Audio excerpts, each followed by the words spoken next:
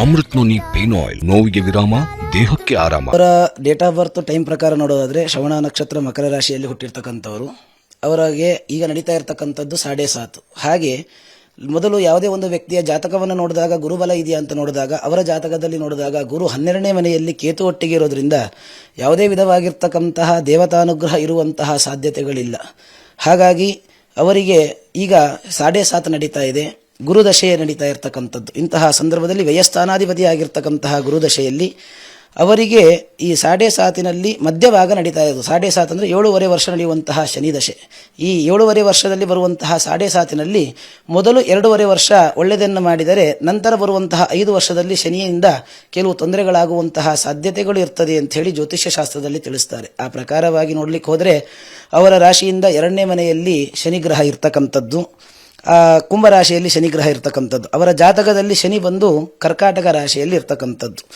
ಇದನ್ನು ನೋಡ್ಲಿಕ್ಕೆ ಹೋದಾಗ ಮಾರಕ ಸ್ಥಾನ ಆಗ್ತದೆ. ಅವರ ರಾಶಿಯಿಂದ ಶನಿ 7ಮ ಸ್ಥಾನದಲ್ಲಿ ಇದ್ದಾನೆ ಅಂತ ಹೇಳಿ ನಾವು ಹೇಳ್ಬೋದು. ಅವರ ರಾಶಿ ಶ್ರವಣ ನಕ್ಷತ್ರ ಮಕರ ರಾಶಿಗೆ ಕರ್ಕಾಟಕ ರಾಶಿ ಅಂತ ಹೇಳಿದರೆ 7ನೇ ಮನೆ ಆಗ್ತದೆ. ಆ 7ನೇ ಮನೆಯಲ್ಲಿರ್ತಕ್ಕಂತಹ ಶನಿ ಅವನ ನೇರ ದೃಷ್ಟಿ ತನ್ನ ರಾಶಿಯ ಮೇಲೆ ಬಿದ್ದಾಗ ತಾನು ಫಲವನ್ನು ಕೊಡ್ತಾನೆ ಅಂಥೇಳಿ. ಯಾವ ರೀತಿಯಾಗಿ ಅಂದರೆ ತನ್ನ ದಶಾಕಾಲದಲ್ಲಿ ಅಥವಾ ತನ್ನ ಪಂಚಮ ಶನಿ ಅಥವಾ 7ಮ ಶನಿ 8ಮ ಶನಿ ನಡೆಯುವಂತಹ ಸಂದರ್ಭದಲ್ಲಿ ತನ್ನ ಪ್ರಭಾವವನ್ನು ಶನಿಗ್ರಹ ತೋರಿಸ್ತಾನೆ ಎಂಬುದಾಗಿ ಸುಮಾರು ಹೋರಾಶಾಸ್ತ್ರ, ಬೃಹಜ್ಜಾತಕ ಇತ್ಯಾದಿ ಜ್ಯೋತಿಷ್ಯಕ್ಕೆ ಸಂಬಂಧಪಟ್ಟ ಶಾಸ್ತ್ರಗಳೆಲ್ಲ ತಿಳಿಸಿದ್ದಾರೆ. ಆ ಪ್ರಕಾರವಾಗಿ ನೋಡ್ತಾ ಹೋದರೆ ಅವರಿಗೆ 2023 ಹಾಗೂ ಮುಂದೆ 2027ರಲ್ಲಿಯೂ ಕೂಡ ಕಾರಾಗೃಹ ವಾಸ ಮಾಡುವಂತಹ ಯೋಗ ಇರುವ ಲಕ್ಷಣಗಳು ತುಂಬ ಕಾಣಿಸ್ತಾ ಇದೆ. ಯಾಕೆ ಅಂತ ಹೇಳಿದ್ರೆ 2026 ನಂತರ ಅವರು ರಾಜಕೀಯಕ್ಕೆ ಬರುವಂತಹ ಲಕ್ಷಣವೂ ಇದೆ, ರಾಜಯೋಗವೂ ಇದೆ. ಆ ರಾಜಯೋಗದ ವಿಷಯದಿಂದ ಏನಾದರೂ ಕೆಲವೊಂದು ಮನಸ್ತಾಪಗಳಾಗಿ ಅವಾಗಲೂ ಕೂಡ ಒಮ್ಮೆ ಕಾರಾಗೃಹವನ್ನು ಏರುವಂತಹ ಲಕ್ಷಣಗಳು ಕಂಡು ಬರುವಂತಹ ಲಕ್ಷಣಗಳಿದೆ. ಆದರೆ ದೇವತಾನುಗ್ರಹ ತುಂಬ ಚೆನ್ನಾಗಿ ಅವರಿಗೆ 2026 ಜೂನ್ ನಂತರ ಅವರಿಗೆ ಸಿಗಲಿದೆ. ಹಾಗಾಗಿ ಆ ದೇವತಾನುಗ್ರಹವನ್ನು ನೋಡಿಕೊಂಡು ಮುಂದೆ ಏನಾಗುತ್ತೆ ಅಂತ ಹೇಳ್ಬೋದು. ಪ್ರಸ್ತುತ ಅಂತೂ ಅವರಿಗೆ ದೇವತಾನುಗ್ರಹ ಇಲ್ಲ.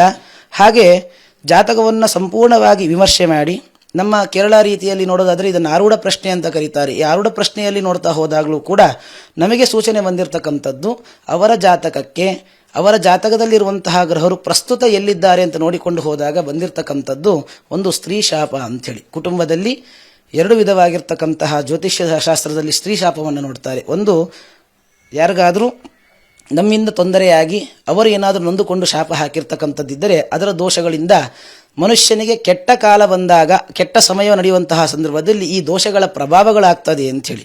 ಮತ್ತೊಂದು, ಜೀವಂತ ಇರ್ತಕ್ಕಂತಹ ತಾಯಿ ಹೆಂಡತಿಗಳು ಕಣ್ಣೀರು ಹಾಕಿದರೆ ಅದರಿಂದ ಬರುವಂತಹ ದೋಷಗಳು ಅಂತಲೂ ಕೂಡ ನಮ್ಮ ಜ್ಯೋತಿಷ್ಯ ಶಾಸ್ತ್ರದಲ್ಲಿ ತಿಳಿಸ್ತಾರೆ. ಇಲ್ಲಿ ಕಂಡು ಬರ್ತಾ ಇರತಕ್ಕಂಥದ್ದು ಅವರ ಜಾತಕದಲ್ಲಿ ಸ್ತ್ರೀ ಶಾಪ ಮುಖ್ಯವಾಗಿ. ಹಾಗೆ ಅವರ ಕುಲದೇವರ ವಿಚಾರದಲ್ಲಿ ಮಾಡಿರ್ತಕ್ಕಂತಹ ನೆಗ್ಲಿಜೆನ್ಸಿ ಅಂತಲೂ ಕೂಡ ಹೇಳಬಹುದು. ಅವರ ಕುಲದೇವರು ಯಾವುದು, ಅದಕ್ಕೆ ಮಾಡಬೇಕಾಗಿರ್ತಕ್ಕಂತಹ ವರ್ಷಾವಧಿ ಕಾರ್ಯಗಳೇನಿದೆ ಅದನ್ನೆಲ್ಲವನ್ನೂ ಕೂಡ ಬಿಟ್ಟಿದ್ರು ಸಹಿತ ಈ ತರ ಕೆಟ್ಟ ದಾರಿಗಳಿಗೆ ಅದು ಮಾರ್ಗದರ್ಶನವಾಗಿ ನಮಗೆ ತೋರು ಬರ್ತದೆ ಅಂತ ಹೇಳಿ.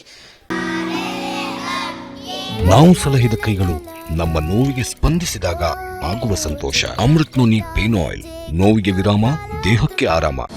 ಅನುಕ್ಷಣದ ಸುದ್ದಿಗಳಿಗಾಗಿ ವಿಸ್ತಾರ ನ್ಯೂಸ್ ಯೂಟ್ಯೂಬ್ ಚಾನೆಲ್ ಸಬ್ಸ್ಕ್ರೈಬ್ ಮಾಡಿ. ಹೊಸ ಸುದ್ದಿಗಳ ನೋಟಿಫಿಕೇಶನ್ಗಾಗಿ ಬೆಲ್ ಐಕಾನ್ ಕ್ಲಿಕ್ ಮಾಡಿ.